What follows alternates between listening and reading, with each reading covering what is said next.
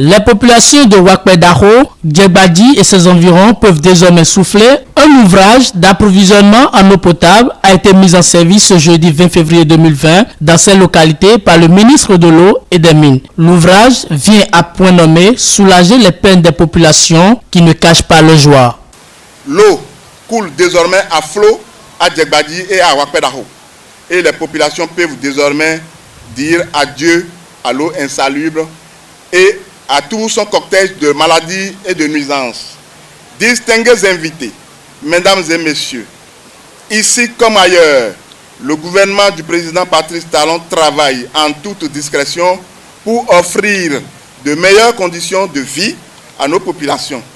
Le projet qui connaît ce jour un aboutissement heureux est une parfaite illustration de la méthode Talon qui travaille loin du bruit et de la propagande.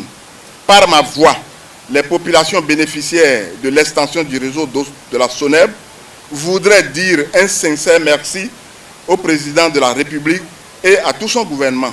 Le maire de la commune de Ouida salue les actions de développement du gouvernement. Célestine Adjanaou promet donc faire bon usage de ces infrastructures d'extension et de fourniture d'eau mises à leur disposition.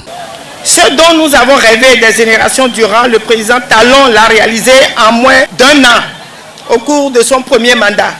C'est pourquoi, depuis ce pupitre, je voudrais lui transmettre les sincères et vifs remerciements de toute une population qui peut enfin dire adieu aux maladies. Maintenant que les travaux sont achevés, je voudrais tout particulièrement rassurer le directeur de la SONEB de ce que les tristes épisodes du passé ne referont plus jamais surface dans la commune de Ouida.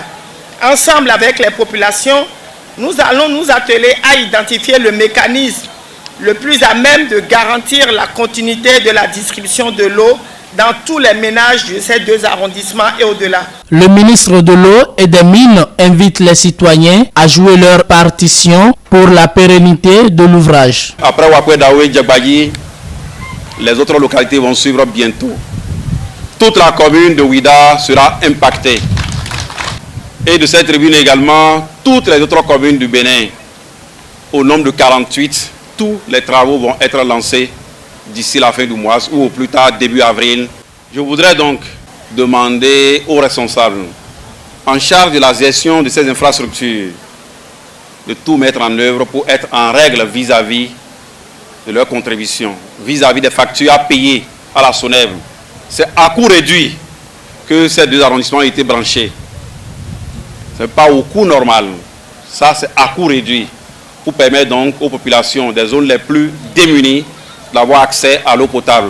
Après Ouida, la délégation ministérielle s'est rendue à Ouedo pour s'imprégner de l'état du château d'eau de cette localité. Cap a été mis par la suite sur Zinvier où est installée une usine de traitement d'eau. Une agglomération comme Calavi, on ne peut pas faire les travaux en une seule phase.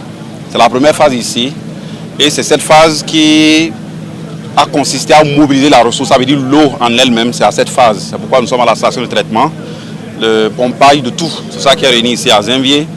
Et tout est fait prêt. Nous sommes rassurés, nous sommes contents et nous le disons aujourd'hui que nous pouvons maintenant nous apprêter à lancer donc les 3 autres phases qui sont en attente parce que la ressource est disponible. Ce que nous voyons, croyez-moi, je ne pensais pas du tout que des réalisations possibles puissent se faire, mais là, les aveugles pourront nécessairement voir et je les invite à voir comme moi.